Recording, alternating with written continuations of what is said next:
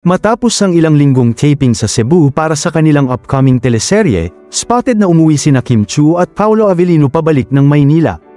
Nakunan pa ng ilang fans ang kanilang pag-alis mula sa hotel at pagdating sa airport, kung saan kapansin-pansin ang kanilang mga ngiti at masayang aura.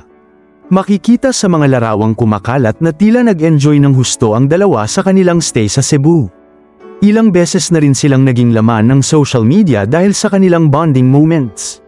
Mula sa simpleng jogging sa umaga, kulitan sa set, hanggang sa mga candid photos na ibinahagi mismo ng production team. Makikita sa mga larawang kumakalat na tila nag-enjoy ng husto ang dalawa sa kanilang stay sa Cebu. Ilang beses na rin silang naging laman ng social media dahil sa kanilang bonding moments, mula sa simpleng jogging sa umaga, kulitan sa set, hanggang sa mga candid photos na ibinahagi mismo ng production team. Sa ipa ng mga netizens, mukhang nagkaroon ng mas malalim na samahan sina Kim at Paolo habang nasa Cebu. Bukod sa pagiging magkasama sa trabaho, halatang may genuine na pagkakaibigan at respeto silang dalawa sa isa't isa. Marami ring fans ang nagkomento na sana ay mas mapadalas pa ang kanilang collaboration dahil kitang-kita ang natural chemistry ng dalawa on and off cam.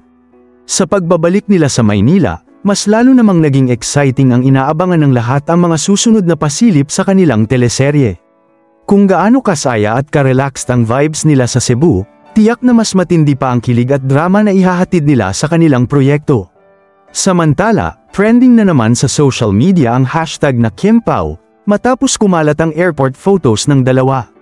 Ayon pa sa fans, kahit simpleng spotted moments lang, nakakakilig na para sa kanila.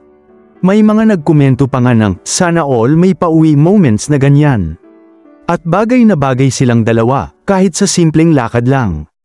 Maraming salamat sa panunood at huwag kalimutang mag-subscribe for more videos.